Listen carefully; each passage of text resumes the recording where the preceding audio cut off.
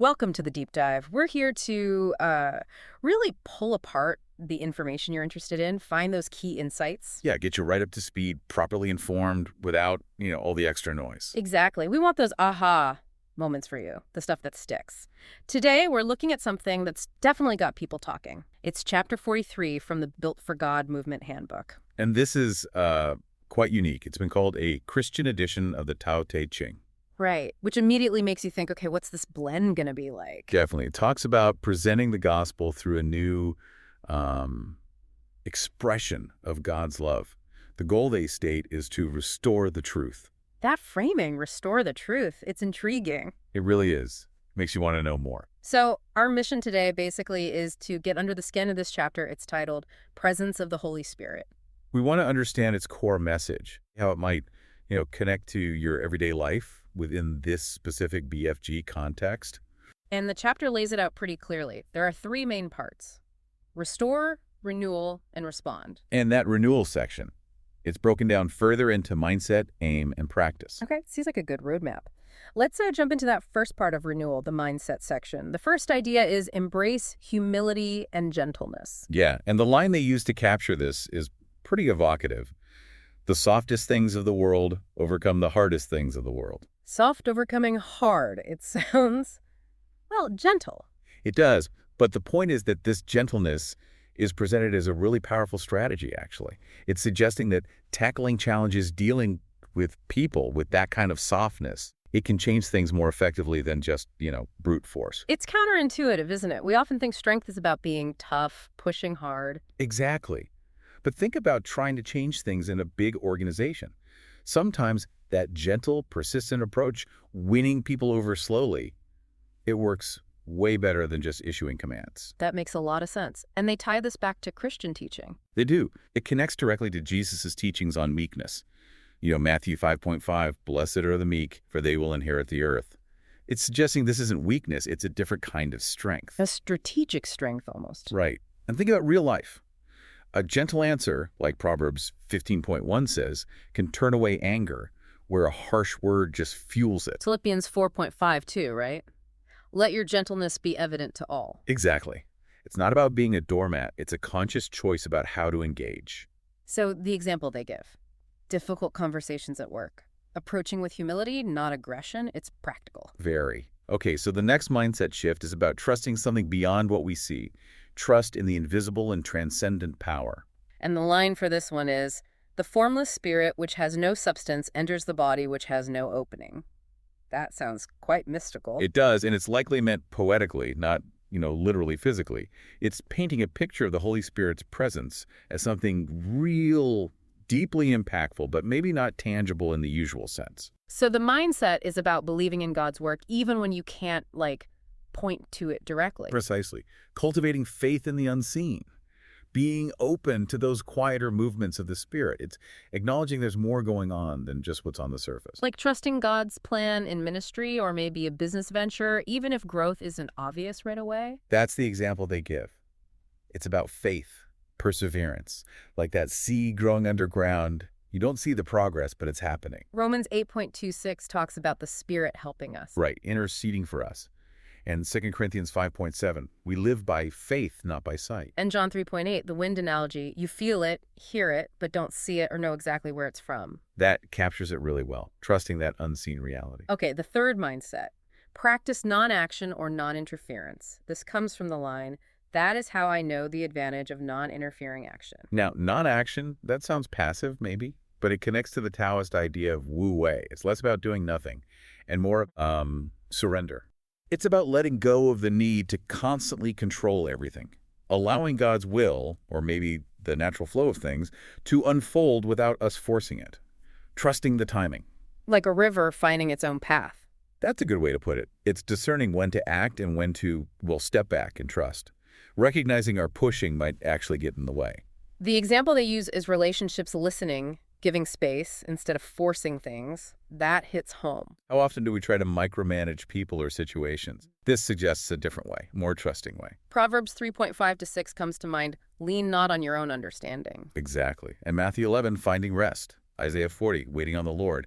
It's all about that trust and surrender. So sometimes the best action is non-action, okay? Fourth mindset, let your actions speak without words. Derived from the silent teaching without words, this one shifts the focus squarely onto how we live. The idea is that the way we live, our actions, can demonstrate God's love and truth more powerfully than maybe just talking about it. Like the saying, actions speak louder than words. Pretty much. Think of someone who's just consistently kind, full of integrity. Their life is the message, you know? The handbook mentions volunteering, simple acts of kindness, as powerful testimonies. Right. Your character becomes the witness. Matthew 5.16, let your light shine. And 1 Peter 3, being ready to explain your hope, but with gentleness and respect. And Philippians 2, shining like stars through how we live. Our actions have weight. Living authentically, so our lives point beyond ourselves. Got it. Okay, the last mindset in this section is understand the unmatched power of God's way. This comes from the line, this is the unmatched way understood by few. Understood by few. Sounds exclusive. Maybe less exclusive, more. Countercultural. It suggests God's way often runs against the grain of what the world values. How so? Well, the world might push for status, power, self-promotion. This way often emphasizes humility, service, sacrifice. Things that don't always look like winning by worldly standards. So it's about recognizing that God's path might look different, but it leads to, what, true fulfillment. That's the idea, acknowledging its unique power, even if it's not the popular route. The example is choosing service over self-promotion. Aligning your values with God's, even if it feels upside down sometimes. 1 Corinthians 1.25 talks about God's foolishness being wiser than human wisdom. Exactly. And Luke 9 and Matthew 16 both talk about self-denial, taking up your cross. It's a different set of priorities. That covers the mindset part of renewal. Lots to think about there. Now, how does the aim section build on this? What should we be aiming for? Right. So aim takes those mindsets and turns them into intentions, into what we actively strive for. It's more directed. Makes sense. So the first aim connects back to humility. Yes. Aim for humility and inner strength, using that same line. The softest things overcome the hardest things. The mindset was recognizing this. The aim is actively cultivating humility as a strength. So making it a goal, not just an idea. Exactly. Working towards it. Yeah. They connected to Jesus overcoming sin through humility. That's the ultimate example of its power. And the real world application. It's about consciously choosing patience in conflict instead of just reacting. That choice, that aim, builds inner strength. Philippians 2.3, valuing others, that's an active aim. Okay. Second aim. Aim for trust in God's unseen work. Back to the formless spirit idea. Yeah, the aim is to intentionally direct our focus, our trust towards God's activity even when it's invisible. Keep our eyes fixed on that unseen reality. So actively relying on prayer, trusting God's timing when things look impossible. That's the example. It's an active choice to place faith there. Isaiah 55.8-9 reminds us his ways are higher, right? We aim to trust that. Third aim. Aim for alignment with God's will through non-action. Using the non-interference line again. The key here is the intentionality. Aiming to surrender our agenda. Aiming not to force outcomes. It's a conscious alignment. So deliberately choosing to step back sometimes. Trust God's direction when frustrated. Exactly. Psalm 46.10. Be still and know that I am God. That's an aim, a conscious posture to adopt. Makes sense. Fourth aim. Aim for action through silent witness. Using the silent teaching line. Here the aim is to intentionally live in a way that our actions embody our faith, striving to make our deeds reflect the gospel's truth. So consciously choosing kindness, service as a way to demonstrate faith. Precisely. Titus 2.7 talks about setting an example by doing good. And the final aim. Aim for the unmatched path of God's way. Back to the path understood by few. So intentionally choosing God's values. Yes. Consciously focusing on humility, sacrifice, service, even when the world pulls you the other way. Aiming for ethical choices, service over personal gain, like in business. John 14.6, Jesus saying, I am the way. That's the path to aim for. Exactly. It's about intentionally pursuing that specific way. Okay, so mindset lays the foundation, aim gives the direction. Now, renewal practice. How do we actually do this day to day? Right. Practice makes it concrete. How do you live this stuff out? First is, practice humility and gentleness in all things.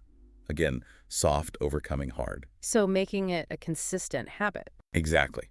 Turning the mindset and aim into regular behavior. The examples are spot on. Consciously responding with patience in difficult interactions, actively acknowledging others' contributions at work. It's about the doing. Matthew 11.29, learn from me, for I am gentle and humble. It's about imitation. And James 4.6, God gives grace to the humble. Philippians 2.3 again. It's a continuous practice. Second practice. Practice trust in the unseen work of God, the formless spirit entering. The key word is cultivating trust. It's an active, ongoing effort, not passive. So actively practicing patience, leaning into prayer when you're uncertain instead of just worrying or trying to force things. That's it. Engaging trust as an action. Hebrews 11.1.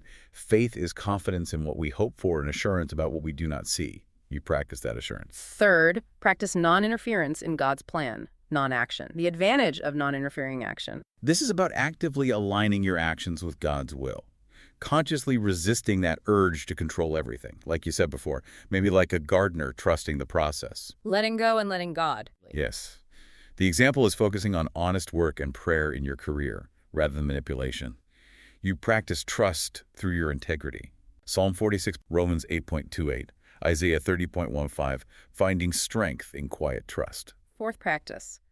Practice silent witness through your actions, the silent teaching.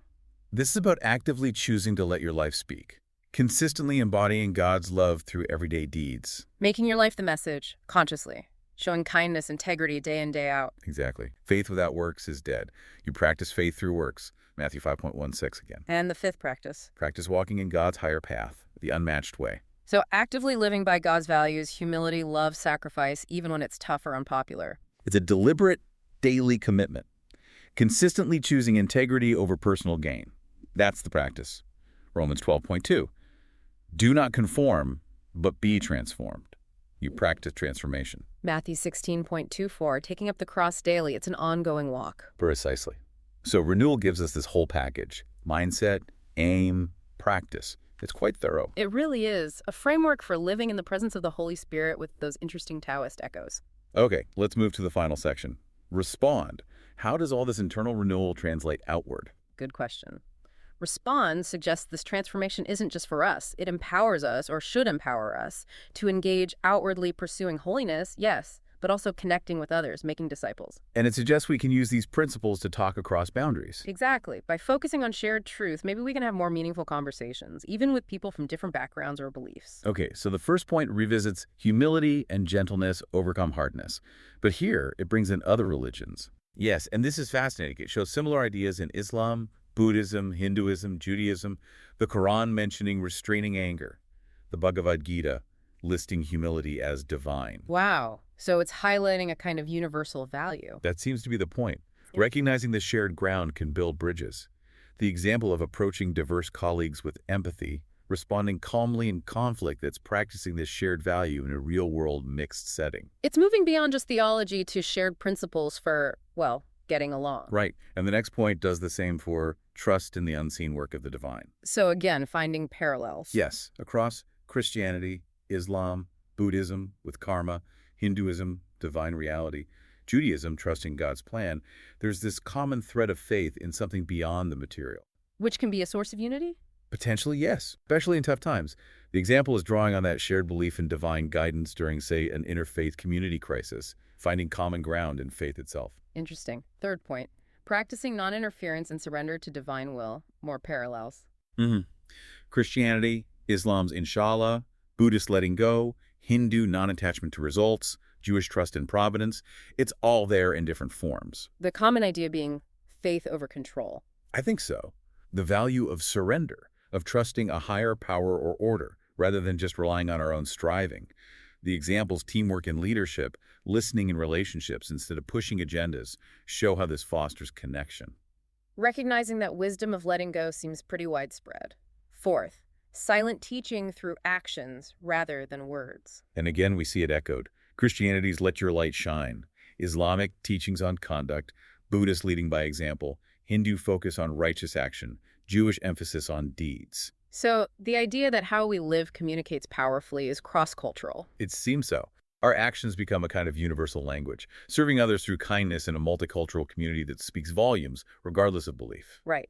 Actions transcending words. Okay, the final point in Respond. Following the unmatched path of God's higher way. And here, too, while the paths have different names, the narrow way, the straight path, the noble eightfold path, yoga, walking in God's ways, There's a shared sense of a dedicated spiritual journey. A journey that often requires commitment and might challenge worldly norms. Exactly. It's often portrayed as requiring dedication, maybe sacrifice, going against the easy route. Choosing integrity and compassion daily, even when hard, that resonates across traditions as part of a meaningful life. So, pursuing purpose and ethics is a common human drive. That seems to be the conclusion. The response section really emphasizes finding these shared foundations for a good life, fostering unity through these timeless truths. And they include that St. Thomas Aquinas quote. Truth cannot contradict truth. Yeah, reinforcing that idea of underlying unity, even in diverse expressions, it's a powerful note to end on. A reminder that core principles often connect us more than we realize. Definitely. Okay, so let's try and wrap this up. Our deep dive into Chapter 43 of the BFG Handbook. We've really unpacked a lot. We have the power of gentleness, trust in the unseen, that wisdom of non-interference. The impact of our actions as silent teaching and that commitment to a higher, sometimes countercultural path. And it's all presented within this unique Christian framework that draws from the Tao Te Ching. But as we saw, these themes really do resonate much more broadly. Which is perhaps the most valuable takeaway. These aren't just guidelines for one group, but potential common ground. Points of connection in a diverse world. So that leads us to our final thought for you listening. Just consider this. How might consciously picking just one of these principles, maybe humility, or trust in the unseen, or non-action, or silent witness, or seeking that higher path, how might focusing on just one actually shift your perspective, or maybe your actions, even just in the next few days? And maybe think about how these ideas could act as bridges in your own interactions, helping you understand people with different views or backgrounds a bit better. Yeah. We hope this deep dive has given you a shortcut to understanding this chapter, and maybe, just maybe, spark some further thought.